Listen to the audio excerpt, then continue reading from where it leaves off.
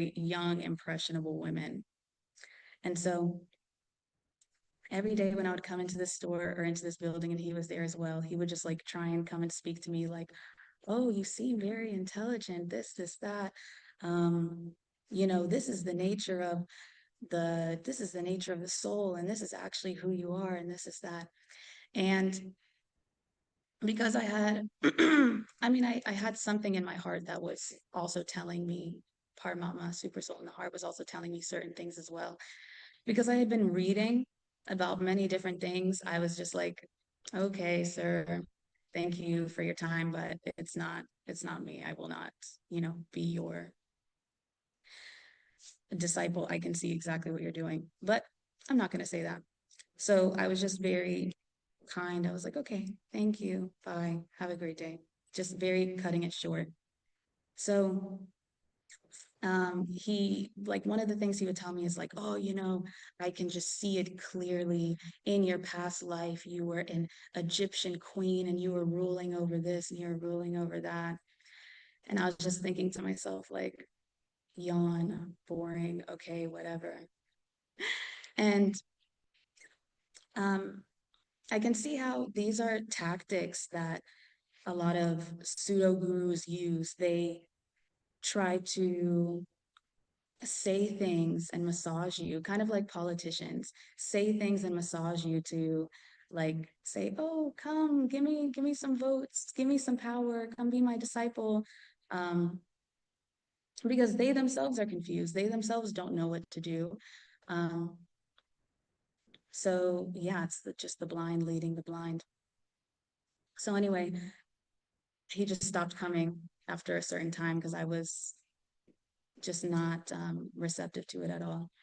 And so I would see these women come, take his advice, leave, And then I remembered he was probably also telling them the same things, like, you were a queen in your past life and you're actually a divine goddess being. And yeah, he was, with that being said, I remember there was also like men that would come in, and one particular man, so sweet, so kind, he was actually very rude to him when I heard this going on. And then I thought to myself, like, wow, this is extremely manipulative, like how you play this. You're like, oh, these impressionable women, sure, I'll, like, massage your ego and do this. But like with someone who's actually like a man who's actually wanting to receive some information, wanting to receive some help, you're just like very rude, just very rude and diminishing them. Anyway, I heard this and I was like, oh man, I hope this man gets what's coming to him. Anyway, the next day he died. So yeah, yeah, he died. Or he left his body. So yeah, this cheating propensity is in all of us. This cheating propensity is in all of us. As soon as we take um, birth in these bodies, the conditioned living entity, as it says in Bhagavad Gita, the intro of Bhagavad Gita, he used very specific words, and I don't want to mess them up, so let me pull them up.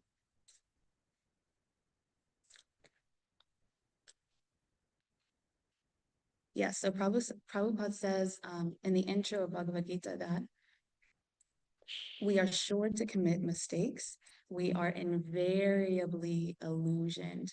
And I had to look up invariably because it sounds like you know what it means, but it's like, okay, I want to know exactly. And invariably just means all the time, everywhere, all the time, everywhere. We are invariably illusioned. It's just won't ever stop. And then we also have a tendency to cheat others, and we are limited by imperfect senses. And so I could see how Prabhupada also says we cheat others, but we also want to be cheated as well. So, these women, they came in and they wanted some guidance, they wanted some information. but at the same time, they also kind of wanted to be cheated because someone's saying these nice things like, oh, you're a powerful light being, you can manifest anything in this world that you would like to. uh, you are extremely abundant, you can do whatever you like in this universe, you're the controller of the universe. And when you hear things like that, your ego's like, yes, I knew it. But that's just, we want to be cheated. We want to be cheated because super soul is in the heart. And the moment, and we've all had this experience, the moment that we look at the bird in the tree and we stop eating the fruits, that is when we can actually receive some understanding. But we have to actually stop ourselves and look. So through my through my studying, one of the things I had come to sort of understand was any spiritual practice, any spiritual way of life that anyone is presenting, my criteria was automatically, okay, how do you feel about sex life? What is your rules about sex life? And, um, when it's like, oh, you just flow and you go, I'm like, wrong.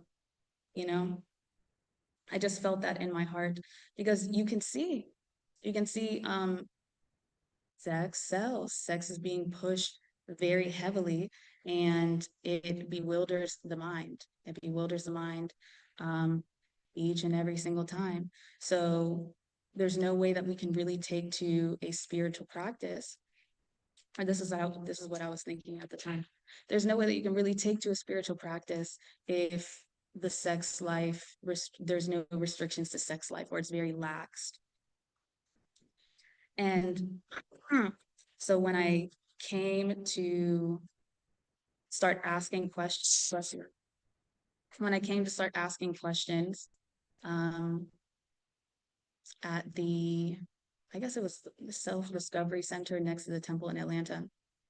Um, yeah, I just started learning about the brahmacharya. And once I learned about, the brahmachari ashram, I was like, okay, yeah, I don't know what else they're saying, but I know for a fact they know what they're talking about because this is the only thing that I've seen that's like sex life, there's a restriction and it makes sense. Like, um, so yeah, I'm also extremely grateful to have received the mercy of the devotees of the Lord for me to even be able to receive a Bhagavad Gita, or for me to even be able to receive the opportunity to come live in an ashram and take to devotional service, because this opportunity is so incredibly rare.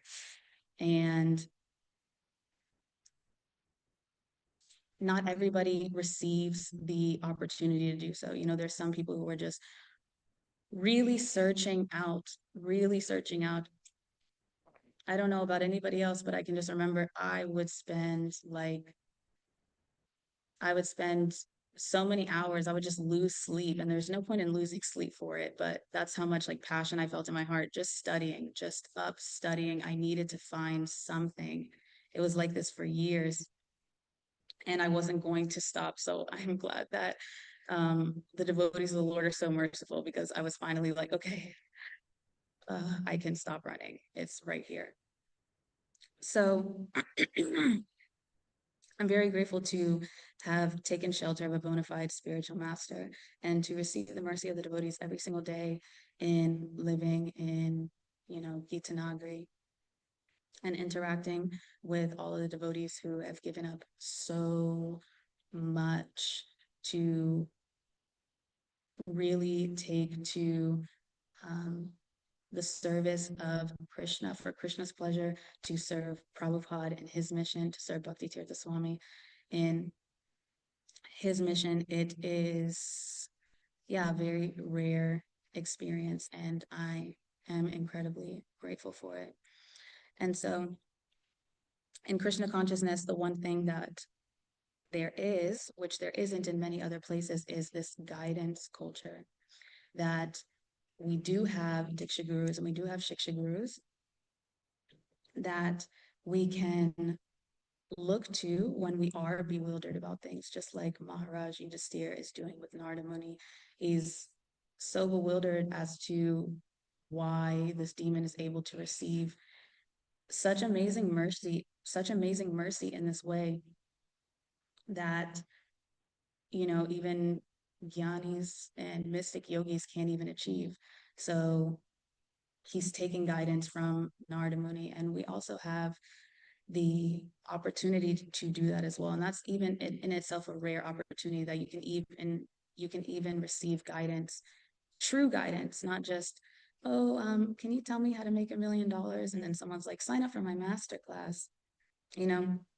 Something that is actually long lasting, that will follow us, follow our spirit wherever we go next.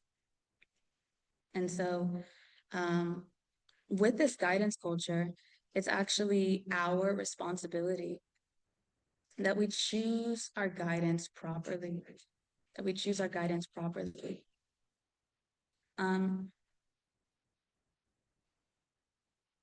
Where does it say?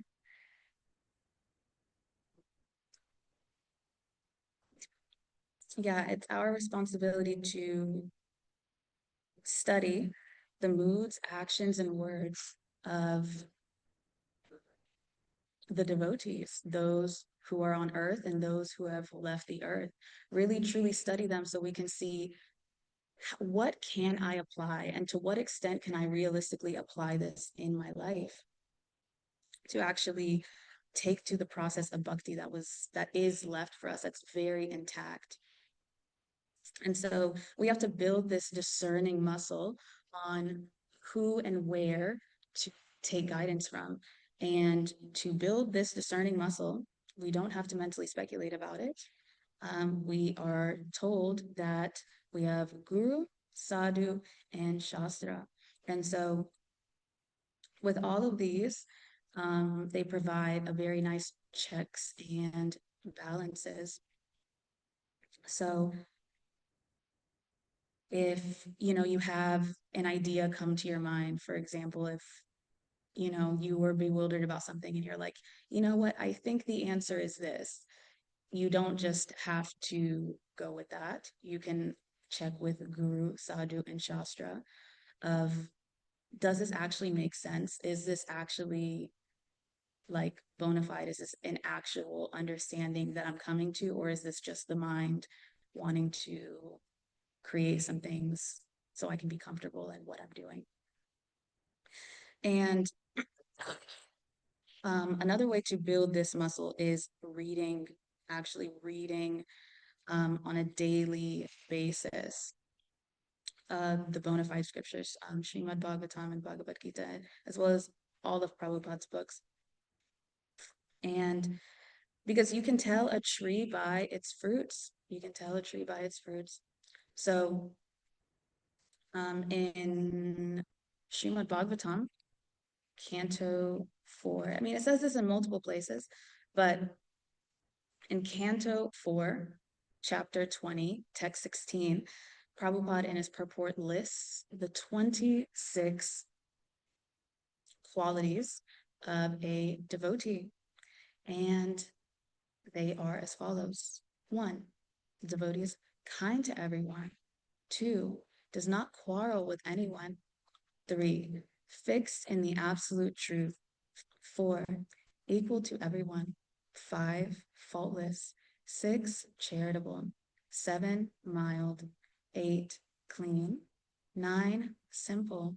10, benevolent. 11, peaceful. 12, completely attached to Krishna. 13, has no material hankering. 14, meek. 15, steady. 16, self-controlled. 17, does not eat more than required. 18, sane. 19, respectful. 20, humble. 21, grave. 22, compassionate. 23 friendly, 24 poetic, 25 expert, 26 silent. And it proceeds to say, the Lord is satisfied by development of the transcendental qualities of the living entity and not by artificial performance of sacrifices and mystic yoga. And so we have these 26 qualities. I remember when I had read this for the first time, I just like screenshotted it and I made it my lock screen because I'm like, I need to remember this. And I was actually looking at a lecture that Prabhupada gave very early, 66 in New York, where he was speaking to a Bhakta Paul. So not very many devotees at the time, or if they were, then they were super, super, super baby young. And he listed these, or he had a devotee list these 26 qualities, and he said, study these, and actually test yourself. Look at these qualities and say, how many of these qualities have I actually acquired as I've been practicing? And that's a good way to measure your growth in your spiritual practice, is how many of these qualities um, have you actually been able to develop? And so, yeah, I just want to put that out there for myself, but as well as everybody else. Maybe let's just print this out and, put it on our fridge or put it on like a mirror or make it a lock screen, just so we can see these on a regular basis, just so we can see it on a regular basis, because there's so much that happens throughout the day. There's so much that happens throughout the day, and we try to combat it by waking up very early and doing all of our sadhana and all of our um, nice practices that we've been given by the parampara. We try to do that early in the morning because we know inevitably comes the middle of the day where it's just like go, go, go, go, go, go, go. And so, it's very easy to forget these things. It's very easy to forget these things. And so instead of maybe being passive about them and saying, oh, they'll come, that maybe they will come, but it's also good to also check. It's like if you have your, what was a woman telling me? If you have your bills like on auto pay, it's good that you have your bills on auto pay, but also make sure to check, like go and make sure to check that they're not like taking more money than necessary. Like we should also be going to check, no matter what is automatic, we should also be going to check and see, is what's being done actually being met? Because there's so much going on that it's easy for us to just say, oh, these things will happen. Oh, these things will come. They might. I'm not saying that they won't, but I think we would gain a lot more and receive a lot more if we check. So, yeah, the 26 qualities are a nice way for you to be able to see and choose whatever guidance that you are needing and looking for. So, although we can check ourselves with this, it's also good to check the people that we're getting guidance from with this. Did these women who were being told that they were absolute divine beings who were controllers of the universe and this queen and that queen, did they have this to check? No, absolutely not. They didn't have this to check. But do they wish? They don't even know about it, but do they wish that they would have had it? Most likely, yes. Because then you could be able to see this person isn't very silent. I don't hear this person talking about Krishna. This person is just going on and on and on. Or this person is not very um, charitable. They're just like holding on to everything that they have, being very, what is it, miserly? Is that the word? Miserly with it? So yeah, this is a great way just for us to check the development of our practice.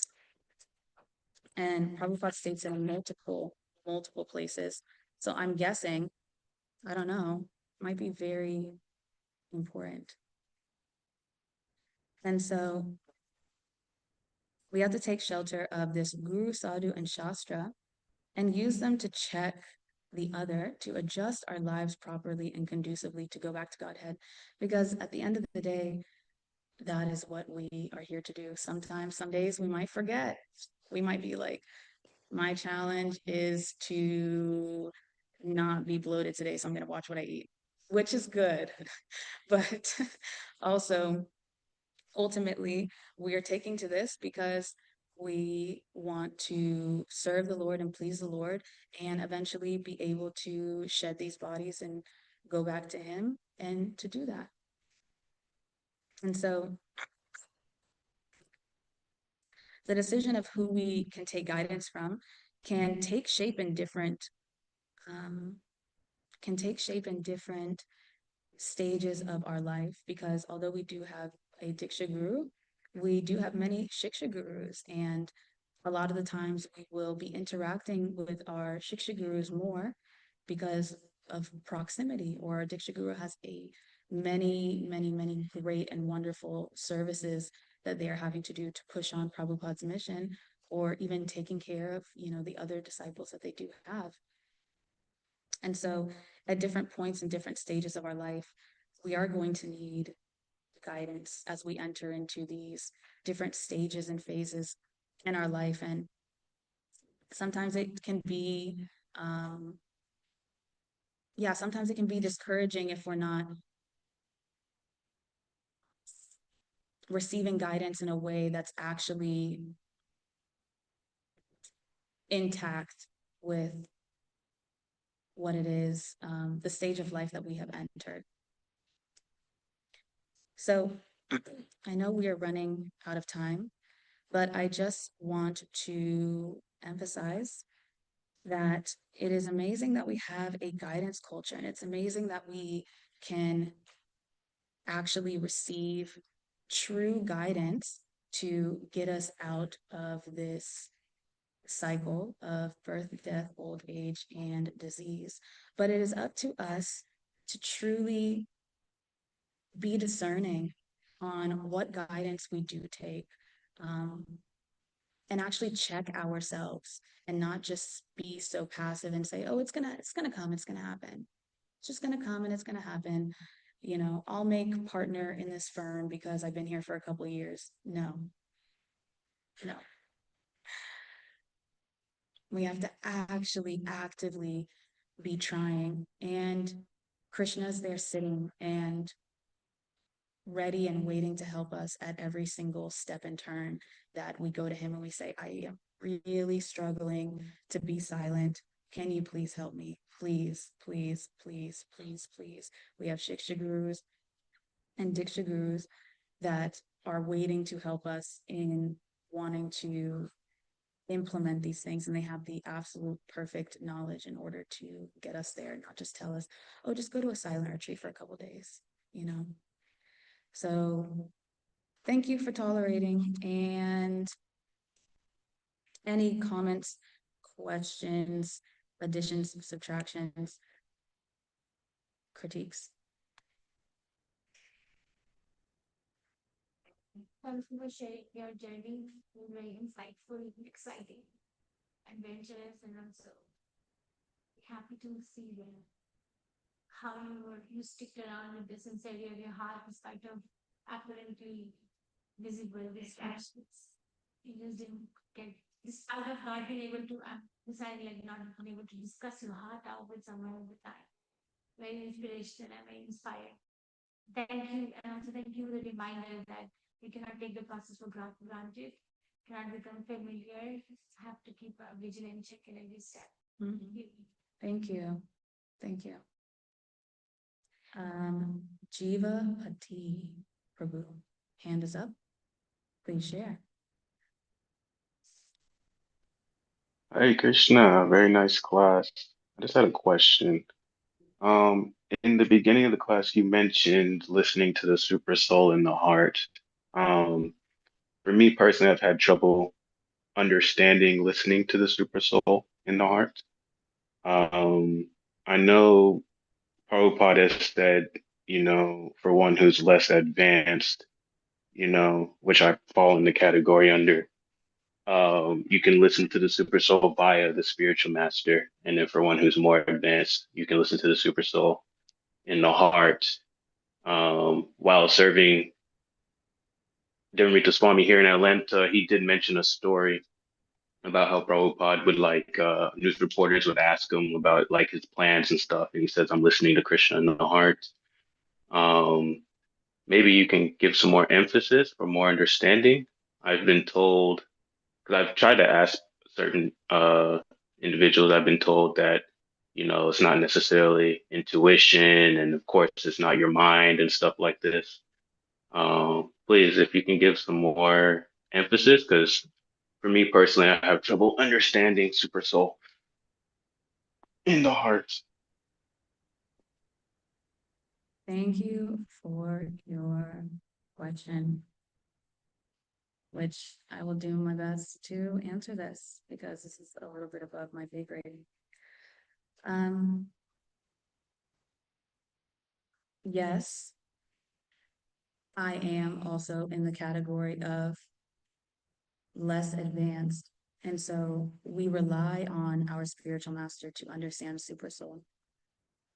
But just from my own, just from my own personal experience, there are things that continuously happen that you hear and see and feel within that one has to abide. Hold on, we're gonna read. We're gonna read. Hold on, I'm just gonna read this. One has to abide by superior dictation. When one's mind is fixed on the superior nature, he has no alternative but to follow the dictation of the Supreme. The mind must admit some superior dictation and follow it. The effect of controlling the mind is that one automatically follows the dictation of Paramatma or Super Soul. Bhagavad Gita 6.7 purport. Thank you so much, Yashadev. And so you have these things that come up, and for everyone, it's very different. For everyone, it's very different. And so it's being in this guidance culture, it's wonderful that we do have a guru that we can go to them with these things and say, can you tell me what this is?